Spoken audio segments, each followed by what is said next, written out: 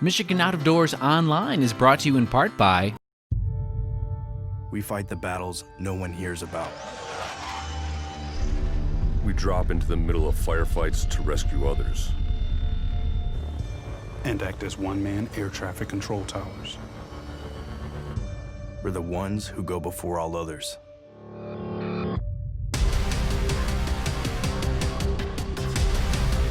Join the fight.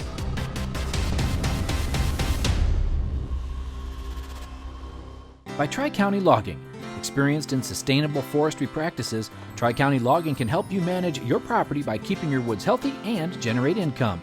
Serving southern and mid-Michigan for nearly 50 years, TriCountyLogging.com. Hi everyone, welcome to Michigan Out of Doors. I'm Jenny Olson-Silik, and we've got an exciting all-new show in store for you this week. We're going to take you on the first of a few different waterfowl hunts we have in store for you this fall. This one is early goose season in the southern central part of the Lower Peninsula. Tons of action, you won't want to miss that story.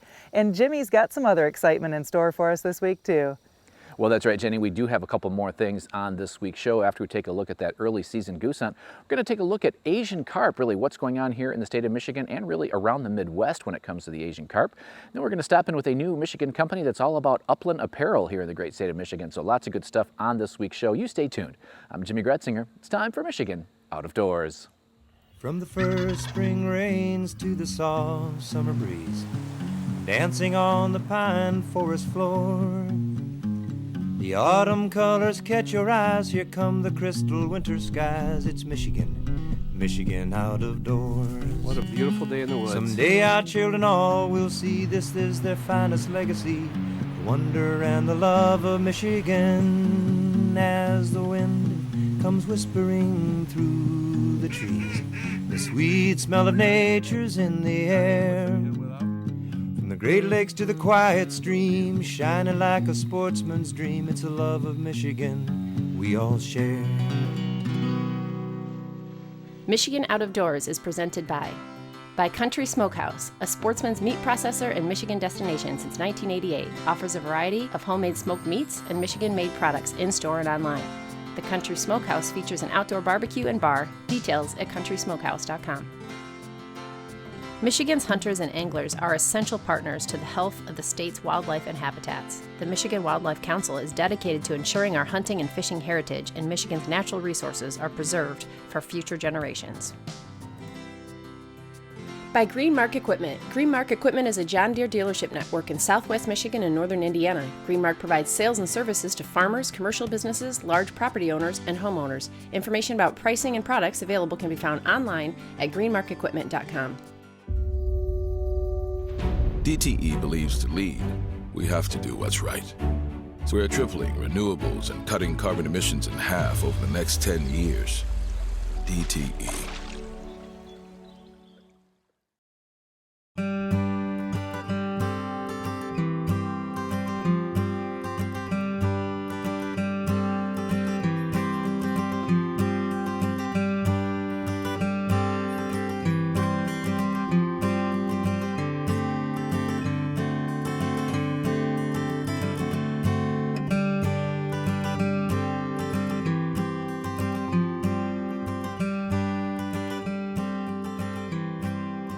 Well, what a beautiful morning, and this is kind of rare because usually when we do a waterfowl hunt, guys, shooting hours are at 6:30. They're like, well, we should probably get together at 5:30. Actually, let's get together at 4:30 so we can talk about what we're going to do for a couple hours. But we actually got together at 7. It's almost 8 o'clock in the morning, so most situations we'd be halfway through or getting wrapped up by now. But we're just setting up because these birds are going to come back into here later in the day, from what these guys are saying. Jake got a hold of me, gosh, I don't know, maybe a month or so ago, and said, hey, we got a good early goose spot, so we're here checking it out. And really cool setup. They brought a blind in with some sections on it. It's awesome. There's already a lot of birds flying, but this is where they want to be later in the day. So fingers crossed, this could be an awesome shoot. Big man. What are you gonna do right there? Yeah, come right over.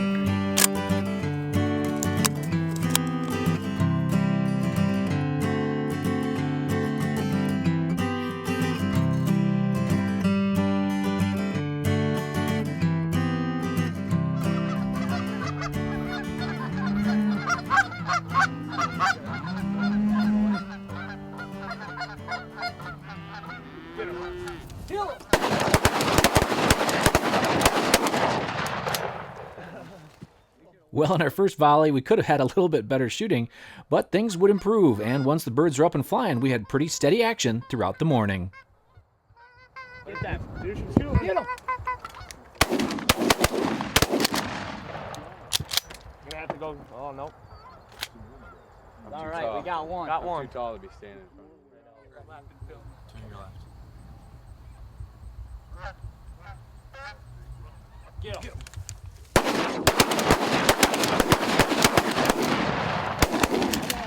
Get him. Oh, he's going down. He's going down. Oh, we got birds all over. Watch out, watch out, watch out.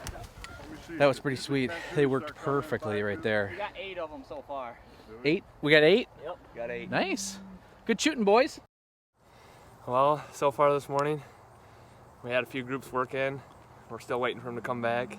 They usually return about 9:30. It's about 8:45 right now, so I'd say that they should start trickling in here. We're in a cow pasture. This is like their midday loaf. They leave in the mornings and return all through the afternoon. So yesterday about 2 o'clock, there was 150 birds in here, so should be good. I hear something coming right now. You got 8 down? We got 8 birds down so far. Nice job. They're starting to work in here good. So. They're gonna do it. Oh my.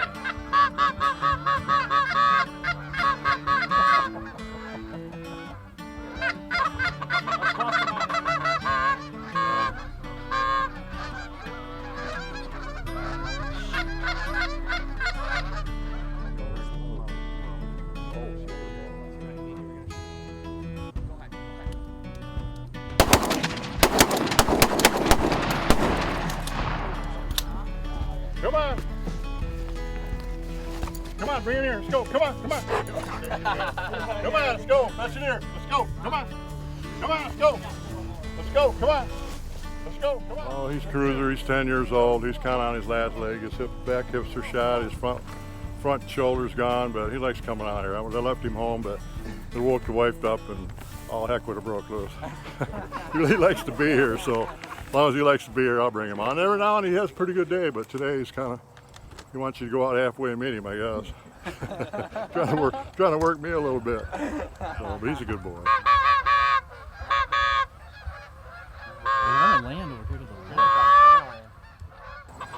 Okay, we're slightly moving the blind a little bit because we got all these birds are working pretty good, but they're coming right in line with our blind and getting quite a few to flare. We're still getting some shots, so it's been a really good morning, but we're just going to move the blind just a little bit, try to get a little bit better angle on where these birds are coming in from. But I think we got at least a dozen. We're probably getting close to 20 birds on the ground, so good morning. Tons of birds in the air. It's been a lot of fun, and these guys are great guys, so we're hoping to get a few more down here, but yeah, perfect early goose season action. Jordan, get up! Stand up, Jordan!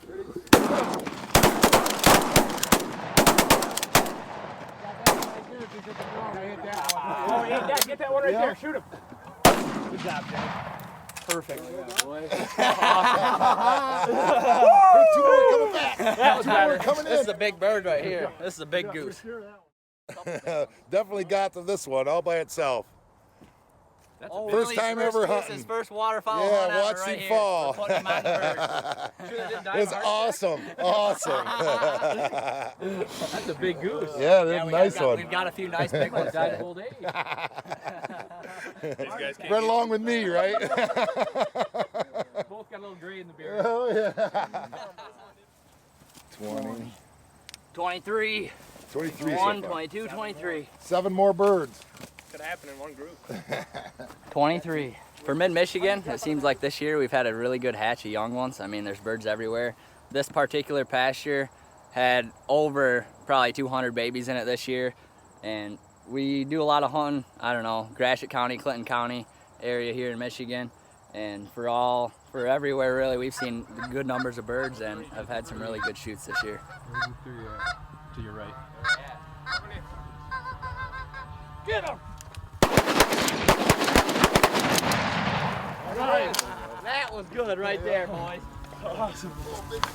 That's all right. That's all right. They're just now flying. Another 5 coming. Get him.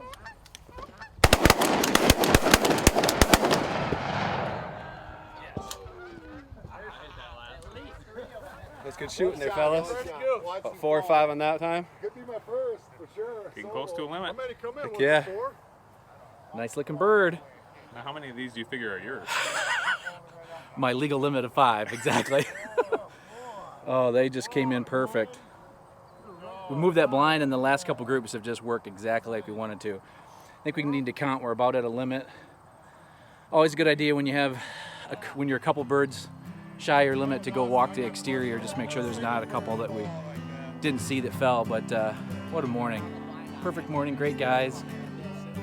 Oh, can't beat it. Well, special thanks to Jake and all the guys for making this morning possible. We had a great time, met some new friends, and I tell you what, that early goose season is a great way to kick off the hunting seasons here in Michigan's Out of Doors.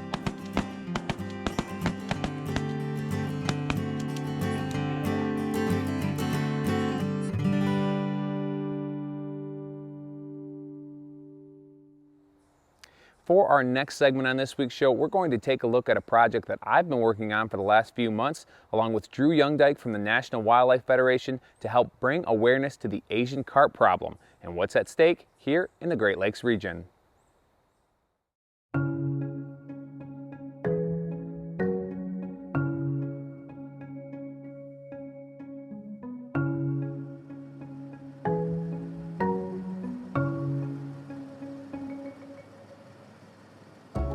We started our journey for this project on the Grand River, a fishery that would likely be affected by Asian carp if they did make their way into Lake Michigan.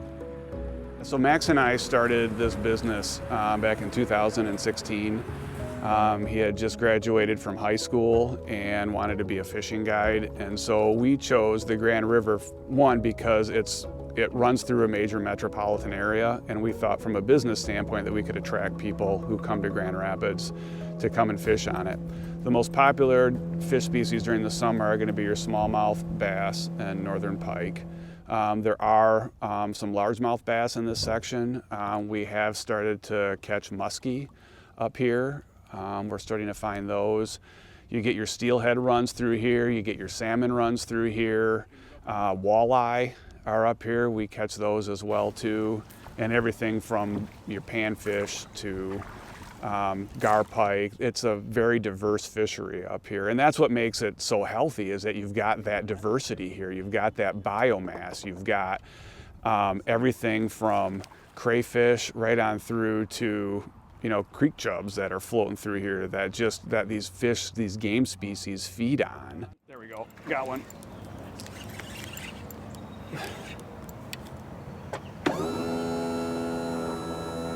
Oh, it's a pike, little guy. Little pike. I gotta say, what's starting to keep me up a little bit more at night now is the Asian carp. If that were to get into this river system, it would decimate the biodiversity that's here. Much like a dredge homogenizes the river, you're gonna have the same thing with an Asian carp, because they effectively just dredge everything. They root everything up, they eat everything from the plankton, which all those small species depend on for the larger species, and just there's no predator that can keep them in check. It would be sad to lose something like this so close to a major metropolitan area. Although there's little doubt that Asian carp would have negative effects on Michigan rivers, there's been some debate on how they would affect the Great Lakes. But recent research has shown they may be able to survive in portions of the Great Lakes, causing damage to several popular fisheries. As a scientist, a tournament angler, and a U.S. Coast Guard licensed charter captain, I feel that's given me a unique perspective on the threat of Asian carp to the Great Lakes.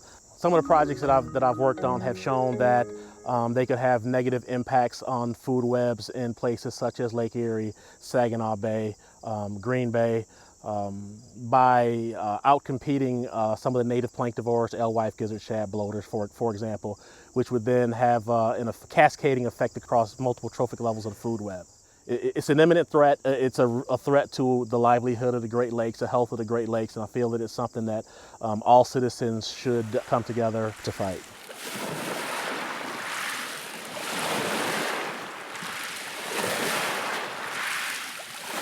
Ani Jijak Indodam Waganaksing Odawa Nada, Doug Craven Indigidakas. My name is Doug Craven. I'm the Natural Resources Department Director for Little Traverse Bay Band's Odawa Indians. We've been here on the Great Lakes in this part of the world for millennia. So the Great Lakes itself, the health of the Great Lakes, the health of Lake Michigan, the health of the fishery are very important to the Little Traverse Bay bands. So one of the big concerns that we have is invasive species and their impacts to the Great Lakes. So we're really concerned about the potential for Asian carp getting into the system and adding one more stressor to an already fragile environment. After getting a few different viewpoints here in Michigan, we headed south to Indiana to visit a couple of different rivers where Asian carp have already taken over, and to get some first-hand information from a couple of local anglers. The first river we visited looked very similar to the Grand, but the dead Asian carp lining the bank was a constant reminder of the problem at hand, and that we weren't in Michigan. We were parked up there by that fish ladder, fishing for smallies, and I smacked the paddle on the water right on the outside of that, and 3 silver carp came up just like rockets, and I caught one right to the chest. Just hit me, and my feet, you know, because you're not expecting that and you're in a canoe, my feet just went out, and I just straight up landed on my back, and found out that big silver carp to the chest really hurt. We are on the Tippecanoe River, but this is typical to most rivers in Indiana right now. The White River is bad with these Asian carp. They've affected the fishing in southern Indiana tremendously. Came up here today to see how bad it was here with these folks, and it's just as bad as what I see on my home waters. These things have devastated the rivers and creeks, and they've really, really affected the fishing. What scares me is that these things are going to take over the rest of the reservoirs, and then all of our recreational boating and fishing is going to change forever. Wow, so we just turned the motor on here, and these things started jumping all over. This one jumped in the boat. I had to jump out of the way, just about got drilled with it. And yeah, so this is a silver carp.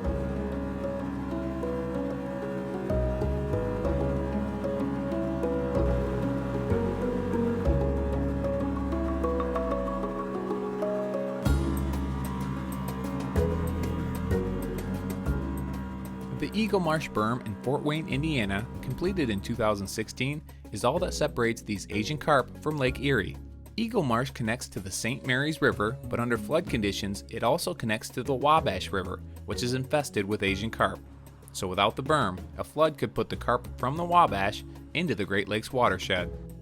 You know, when they started to do studies in the Great Lakes Mississippi River Interbasin study, they discovered that this point here in Fort Wayne at Eagle Marsh was the point where it was the second most likely spot for Asian carp to make it up to the Great Lakes after the Chicago area waterway system. Not only is it a beautiful restoration, but it's actually serving a purpose of keeping the Wabash River, which is infested with Asian carp, from mixing with the waters of the St. Mary's River, which heads right up to Lake Erie. Unfortunately, over in Illinois, there's no physical barrier like the Eagle Marsh Berm to keep Asian carp in the Illinois River from reaching Lake Michigan, about 50 miles away. But there is a solution on the table that would stop Asian carp while maintaining shipping through the Chicago area waterway system. The U.S. Army Corps of Engineers has identified the Brandon Road Lock and Dam as a great choke point to stop Asian carp from getting into Lake Michigan. It is a series of technologies that will enhance the lock so that you can protect the resource, but also allow shipping and commerce to continue. So Asian carp are a national problem that requires a national solution. Our strategy of nationalizing this is working to remove them from existing waters in the south, but also trying to prevent them from getting into the Great Lakes. People up here in the Great Lakes love living up here because we have a quality of life that is dependent upon a clean source of fresh water here in the Great Lakes. And if we don't protect that, that's at risk. So we know that our efforts to keep carp out are paramount to keeping our quality of life and our economy here thriving. Not only for us now, but for our future generations. Asian carp could devastate several fisheries here in Michigan, and it's a threat that needs to be taken seriously. We'll do our best to keep you up to date on this issue going forward. Well, one of my favorite things to do this time of the year is to chase bird dogs through the woods. I love getting out and doing a little upland hunting. In our next story, we're going to take a look at a new Michigan company that's making upland apparel. It's a good friend of mine, Brent Pyke, who I've hunted with before, and when you told me about his new company, I had to learn a little bit more about it.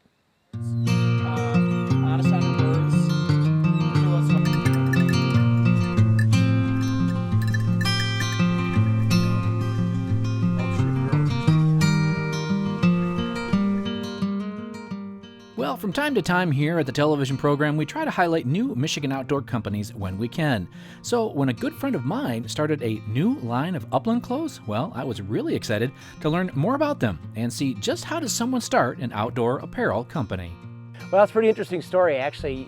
I worked in the backpacking and ski industry for 10 years through college and you know, got really comfortable with using lightweight stretch fabrics, Gore-Tex, things like that. And I started bird hunting back in fall of 2002 and went out and bought all the really cool canvas, wax canvas stuff. And I'm like, man, this is really cool stuff. And started wearing it and just realized that, man, it just does not really function the way I'd like it to function.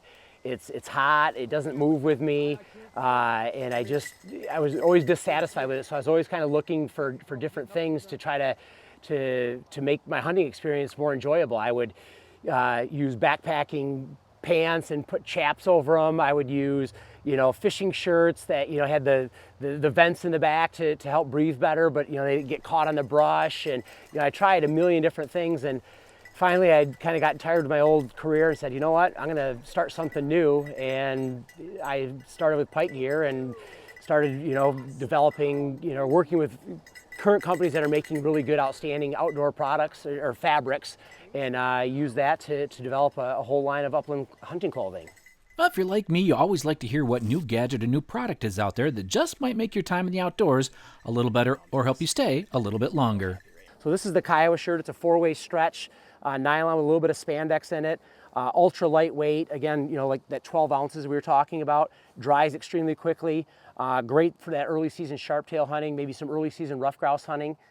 So when it comes to upland pants, it seems they're either too heavy or too light. So to help solve that issue, Brent has two options. The lighter pair is for that early season warmer weather, and the much heavier duty pair for the real thick stuff or the colder time of the season. This is the Wingman vest. We took kind of the traditional strap vest and kind of made it into a backpack in a way. But again, it's like 3 pounds, so it's super lightweight. The belt is actually based off of like a backpacking belt. The inner material here is ultra suede, so it's extremely durable. It wicks moisture away from your body, so it keeps you cool in your back area there. Actually, all of our stuff is made right here in Michigan. So we've got, you know, a military grade contractor that builds all of our stuff for us. So it's military spec made. Extremely durable, but the thing that really separates us from everybody else out there is the fact that, you know, we're using the highest grade materials you can buy. We're using the same types of fabrics that Sitka and Kuiu, you know, those companies are using out there, Patagonia, Lululemon, you name it. I mean, all these high-end apparel companies, we're using the same fabrics as they are, but we're making all of our stuff right here in Michigan as opposed to China, Vietnam, etc. And unfortunately, to make the stuff in the USA and to use the best components, it is expensive. I mean, but we've worked hard to keep the cost down by doing direct-to-consumer sales as opposed to trying to sell to Cabela's and other places like that. By doing direct-consumer sales, we can actually have our prices be in line with some of the other premium retailers that are out there. Whether it's a knife maker or an apparel company, we always like to highlight Michigan sportsmen who are making a go of it in the outdoor world. If you'd like to know more about Brent and his products, we'll have his information in the credits of the show. Thanks for joining us this week for Michigan Out of Doors. Make sure you stay tuned in upcoming weeks. All sorts of great things unfolding here as we enter into all the fall hunting seasons. We'll take a look at a few different bear hunts. We'll also check in on opening day of archery season, a few other deer hunts with some great people you won't want to miss. We'll check out some pheasant hunting. Like I said, all sorts of great things headed your way. If you'd like to see where we are and where we're headed next, you can always check us out online. Well, that's right, Jenny. Online, always a great way to kind of keep tabs on us. You can do that through our website or the different social media platforms that we're a part of, or you can check us out on YouTube as well. We do have some sad news to pass along. If you watched the show last week, I was able to do a story with the Grieski family for the youth deer season. Had a ton of fun up there with those guys. And Mike, the grandfather, was pretty open and honest about his battle with cancer. Well, last week on Thursday, about 5 minutes after his segment aired, Mike passed away. And I tell you what, we just want to pass along our condolences and our prayers to the family. It was a great honor for me to be there and really kind of follow Mike along for his last hunting adventure. And he's just a good reminder for all of us that whether you have one hunt in you or many more left in you, make sure you cherish every single one. We'll see y'all next week.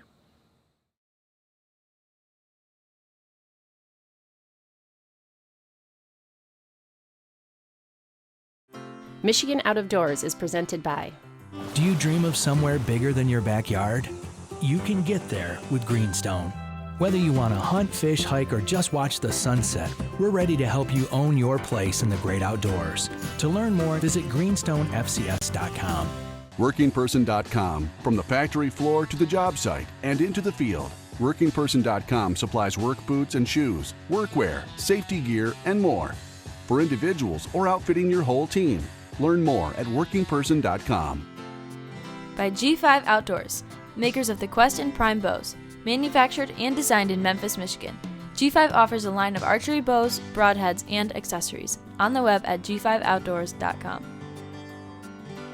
By Jay's Sporting Goods, with locations in Clare and Gaylord. Jay's has been serving the Michigan outdoor enthusiast since 1971 with a wide variety of outdoor products. The gear, the knowledge, the tradition of Jay's, on the web at jaysportinggoods.com. Closed captioning provided by Marvo Mineral, makers of Lucky Buck, deer management products including minerals to supplement deer diets year-round to improve health and antler growth. When I wander far away, a dream stays with me night and day. It's the road that leads to my home state. I am a Michigan man. Changing seasons paint the scene like rainbow trout in a hidden stream. The white-tailed deer in the tall pine trees. I am a Michigan man.